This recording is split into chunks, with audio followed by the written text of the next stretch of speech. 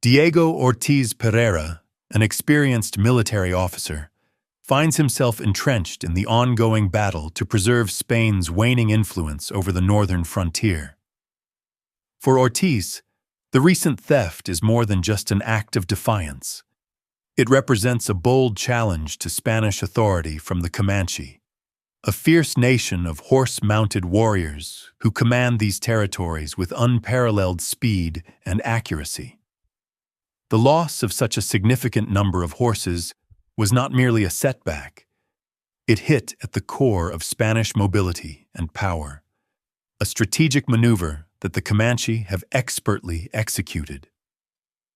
In a time when horses were as crucial as the weapons soldiers bore, this act conveyed a powerful and clear message.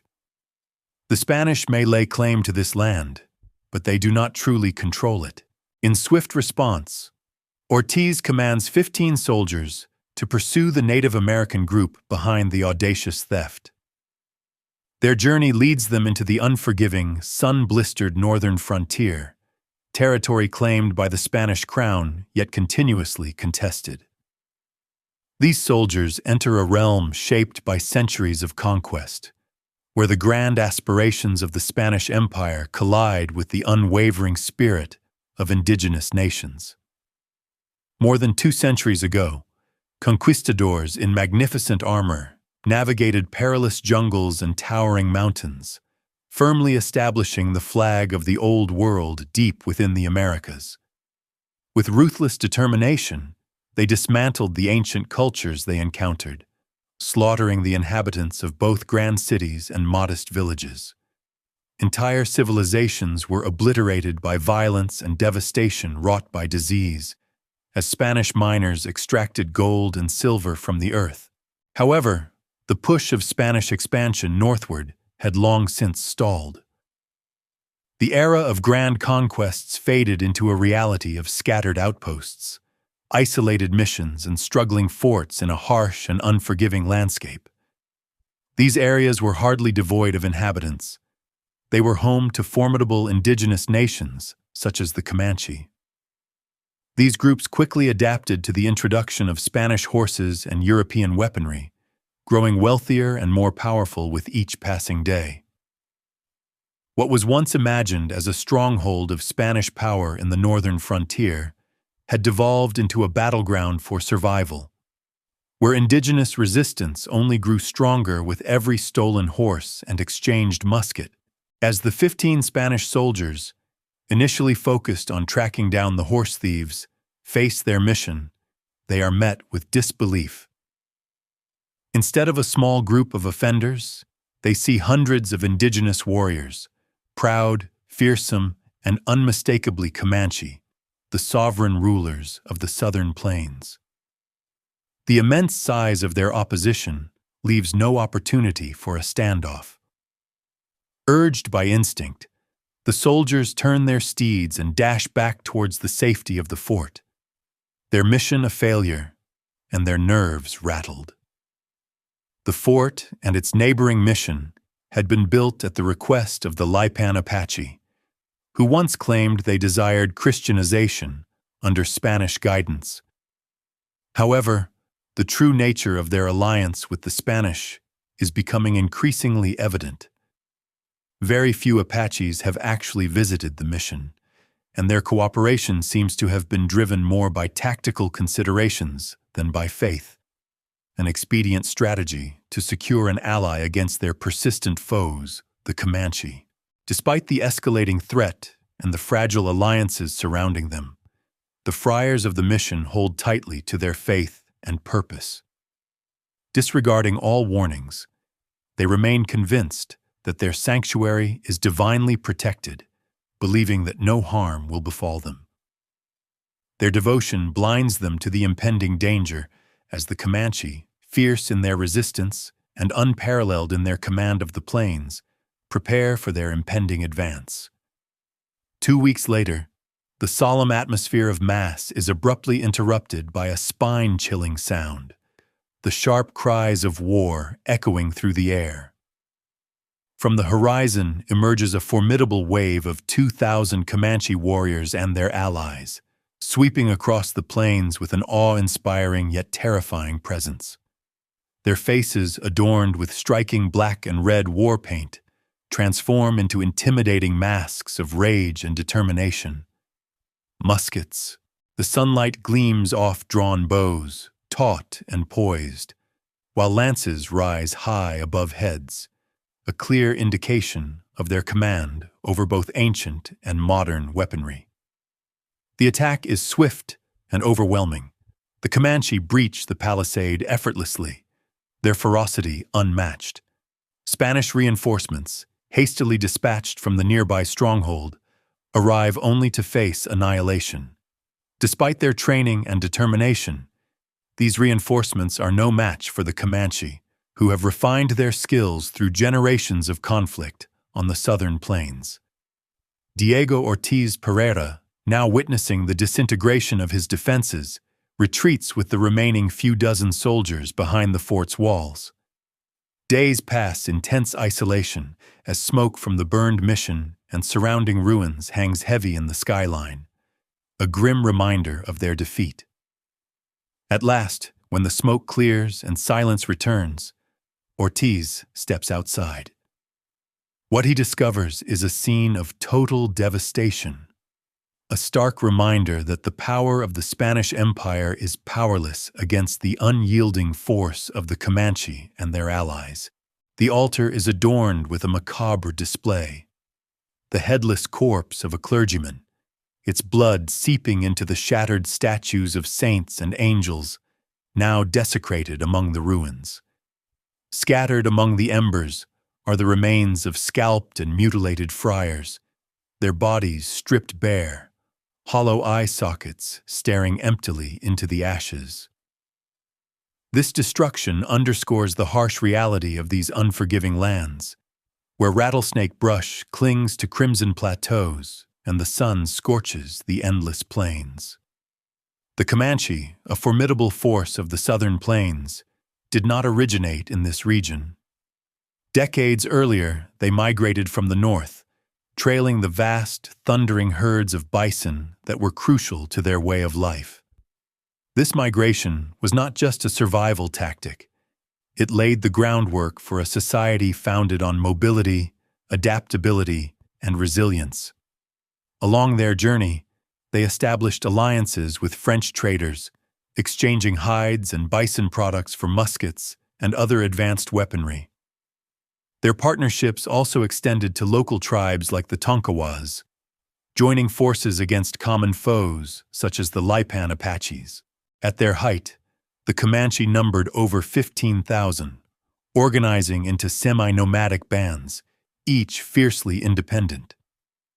These bands operated on principles of shared wealth and communal responsibility.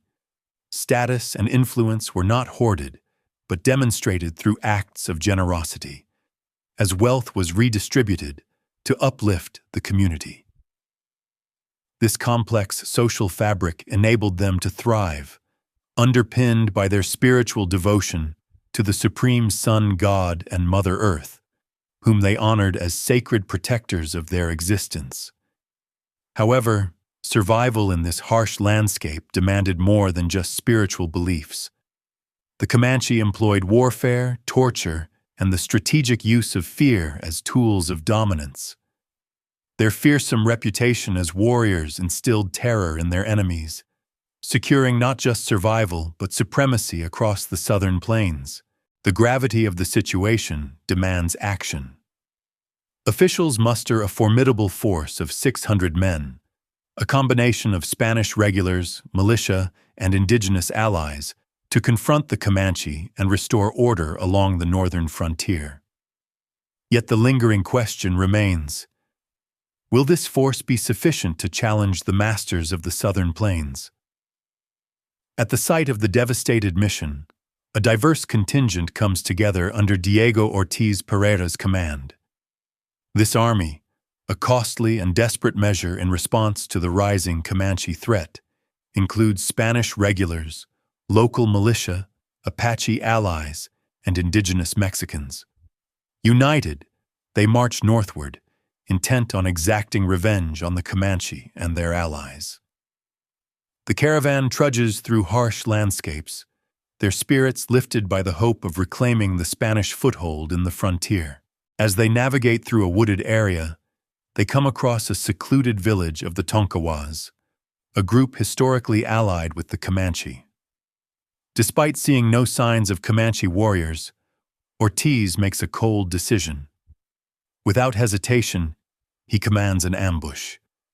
The attack is rapid and catastrophic. Over 50 villagers, men, women, and children, are killed, while an additional 150 are captured. These terrified prisoners are forced to march to San Antonio, where many will confront forced conversion to Christianity and a life of servitude under Spanish control. The assault on the Tonkawa village reveals the escalating brutality of the conflict. It shows how the Spanish, unable to directly confront the elusive Comanche, redirect their aggression toward those seen as allies of their enemies. For the Tonkawas, this violence not only breaks alliances, but also highlights the indiscriminate nature of colonial warfare, where survival often comes at the expense of the innocent. Emboldened by their brutal victory at the Tonkawa village, the Spanish forces press further north. But their advance is abruptly interrupted when 70 indigenous warriors execute a sudden ambush from the cover of dense woods. The Spanish, confident in their strength, retaliate and chase their attackers deeper into the forest. However, this pursuit turns into a trap. The ground shifts treacherously as they stumble onto a sinking sandbank, a precursor to the formidable sight that awaits them: a vast, fortified village. This village is unlike any ordinary settlement. It symbolizes a powerful coalition of Wichita, Comanche, and other indigenous nations, unified against the Spanish incursion. The settlement sprawls strategically along a riverbank, fortified by a stockade and defensive moat. Hive-like huts and pointed teepees surround it, each reflecting the craftsmanship and cultural identity of the tribes. At the center of the village, civilians seek shelter, while the outer defenses prepare for the imminent battle. As the Spanish forces regroup, hundreds of indigenous warriors ascend the breastworks with unwavering determination. Muskets and bows sparkle in the sunlight, their weapons poised to unleash destruction upon the intruders. The defenders, a coalition of skilled marksmen and seasoned fighters, are not merely defending their homes. They are protecting their sovereignty, alliances, and way of life from a foreign foe intent on conquest.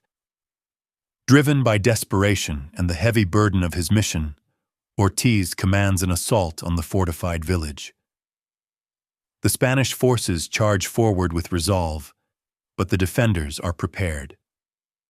Their attempts to penetrate the defenses meet fierce resistance, and even the deafening blasts of Spanish cannons fail to intimidate the indigenous warriors.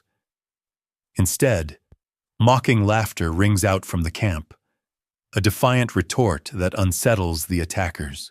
As the Spanish hesitate and regroup, the battle takes a sudden and catastrophic turn.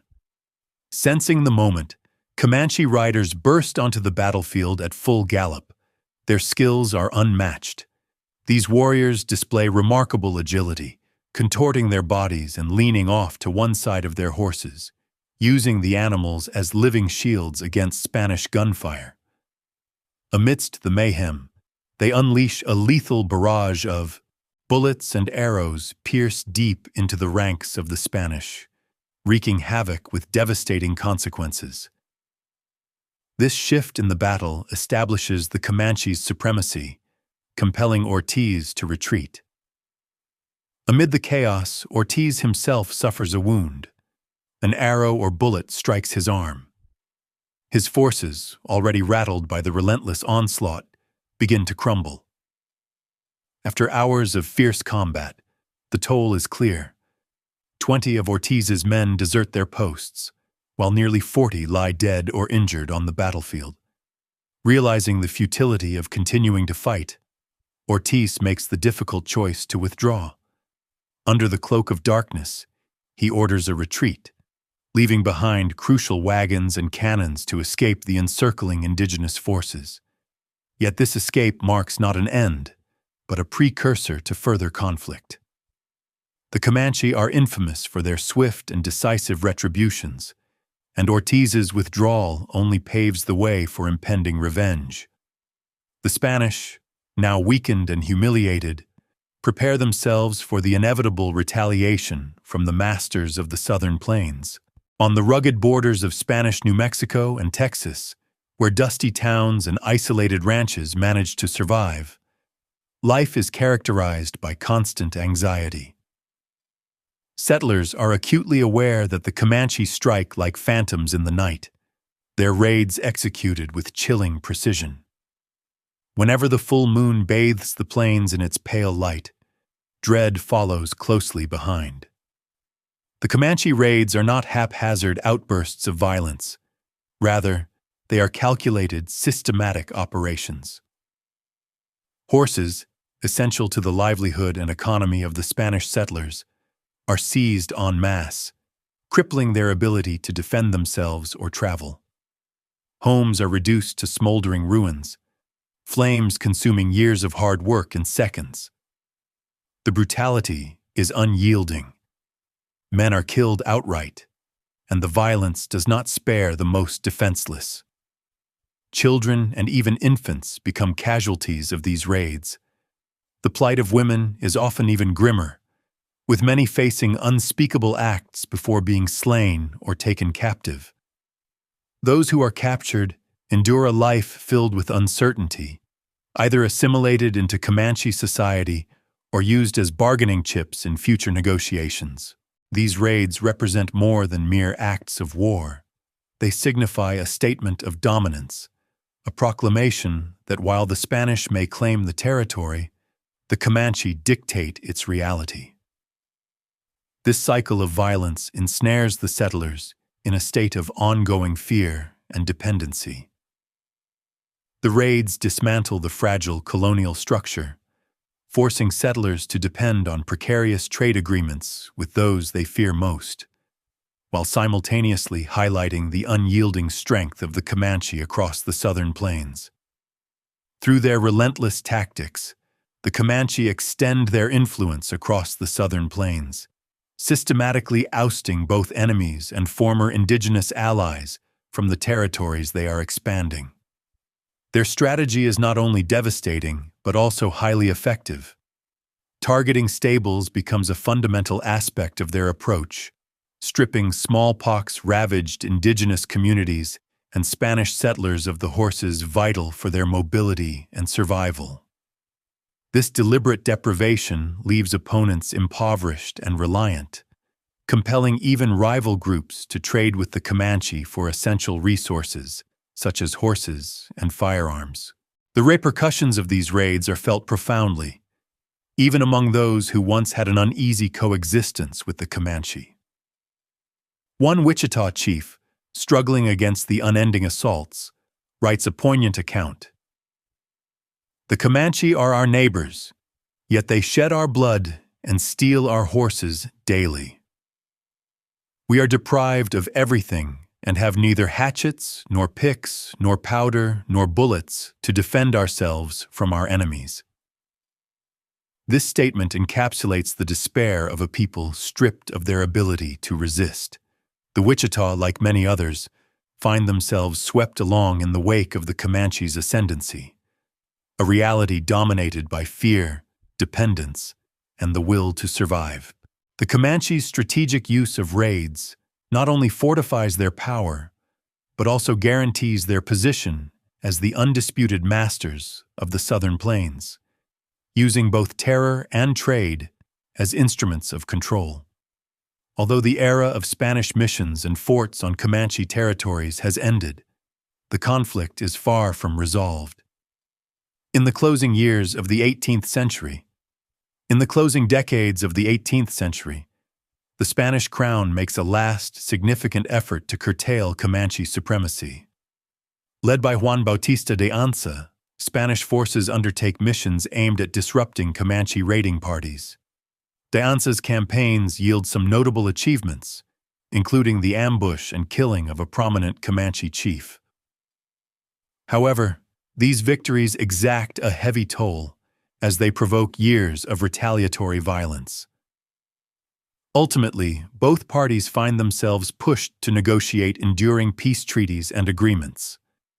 The Spanish, exhausted by continuous warfare, feel deterred from violating these accords.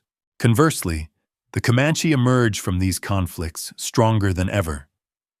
They have not only expelled their adversaries, but also solidified their status as the undisputed rulers of the southern plains. From their teepee villages, they continue to flourish, following bison herds critical to their semi-nomadic lifestyle. Their unparalleled mastery of the horse allows them to maintain their dominance in warfare and trade. In stark contrast, the Spanish Empire has become a mere shadow of its former glory in the Americas. The Comanche's skilled diplomacy, extensive trade networks, and equestrian prowess have dismantled the conquistador ideal of total subjugation. Spain's grip on the New World continues to weaken as its territorial claims disintegrate, confronted by indigenous resilience and the ambitions of emerging powers. The Comanche, fierce and on the rise, embody a significant shift in the power dynamics that transformed the American frontier.